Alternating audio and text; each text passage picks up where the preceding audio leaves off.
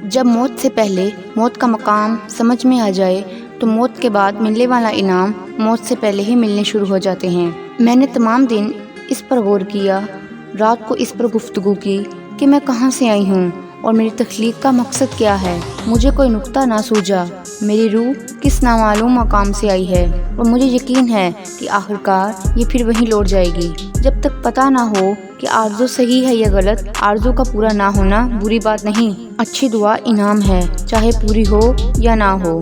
اللہ کریم جب کسی بندے کی ادا پر خوش ہوتا ہے تو وہ اپنے محبوب صلی اللہ علیہ وآلہ وسلم کی محبت عطا فرماتا ہے۔ کم بولنے والا لڑکا اور زیادہ بولنے والی لڑکی ایک مکمل جوڑی ہوتی ہے۔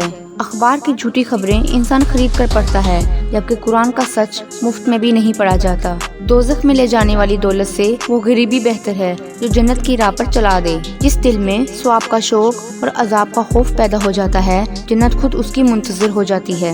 ہمیں بہت زیادہ علم کی بجائے تھوڑے سے ادب کی ضرورت ہے۔ ہم ایک دوسرے کو برداشت کر رہے ہیں، تسلیم نہیں کرتے۔ دنیا کی خوبصورت ترین چھت باپ ہے۔ کبھی وقت ملے تو اپنے والدین کے چہروں کی طرف دیکھنا، آپ کو پتہ چلے گا کہ آپ کا مستقبل بناتے بناتے وہ خود کتنا ٹوٹ گئے ہیں۔